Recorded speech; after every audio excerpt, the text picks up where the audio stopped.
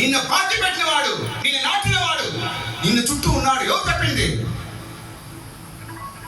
నువ్వు ఎండిపోయావు,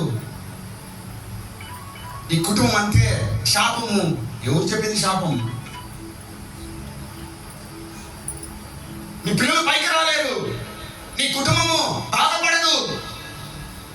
ఎవరో చెప్పిన మాటలు వింటున్నావు. ఈ రాత్రి ఏకైనా మాట్లాడుతున్నాను, దీన్ని విశ్వసించు. చెప్పండి కొట్టు, దీన్ని నమ్ము. మనుషుల మాట కాదు, దేవుని మాట జరుగును.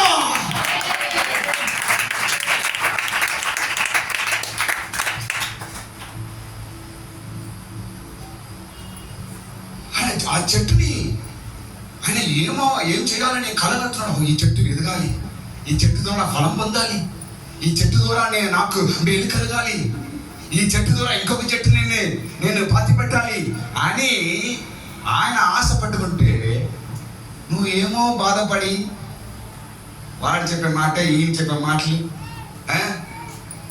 ఇదన్నీ మనసులో పెట్టుకొని ఎందుకు కలవరపడుతున్నావు? యేసు నామములో నేను చిగిరింపబడతాను. అందరూ చెప్పాలి. చదువు పైకెత్తండి. యేసు నామములో నేను మరలా చిగిరింపబడతాను. శబ్దం నాకు సరిపోలేదు. తోటగాడు దీనికి ఇంతవరకు నీ పొజిషన్ వేస్ట్ అంటాడు. ఇంతవరకు దీనికి కంచె వేసి నేను కాపాడని వేస్ట్ అంటాడు.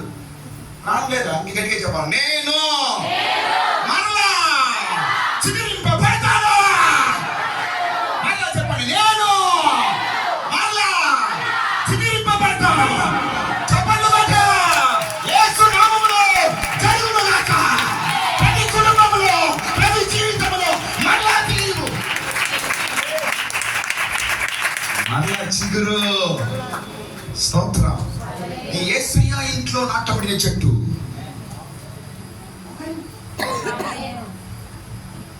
నిన్ను ముట్టాలంటే వేరే వాడు భయపడాలి. అమ్మో తోటగాడు వస్తున్న కొట్టేస్తాడు.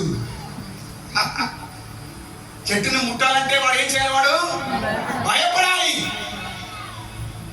మనుషులు కానీ మృగాలు కానీ ఈ చెట్టును ముట్టితే తోటగాడు వస్తాడు. ఈ చెట్టుని ఏమైనా చేస్తే తోటగాడు వస్తాడు, కొట్టాడు నన్ను అని భయపడుతున్నాడు. ఆమేన్. ఇంకా ఎవరు ముట్టలేరు. హల్లెలూయా. నువ్వే చూడబోతున్నావు. ఏంటి? నా లైఫ్ లో ఒక డెవలప్మెంట్ వచ్చింది కదా, నా పిల్లల దగ్గర ఒక డెవలప్మెంట్ వచ్చింది కదా. అది ఎట్లా? నేను ఎదురు చూసింది జరిగింది కదా. నేను ఏమో అనుకున్నా, నా లైఫే మారిపోయింది కదా అంటావు నువ్వు. చెప్పండి కదా, నిజముగా జరగబోతున్నదే.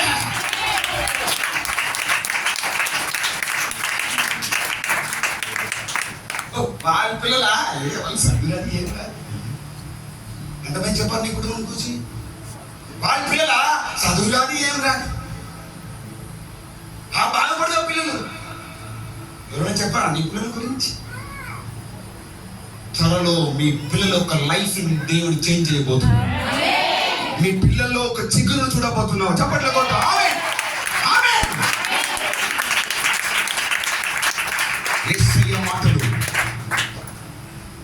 హల్లెలూయా. ఈ చిగురు ఒకసారి చెప్పండి అందరూ.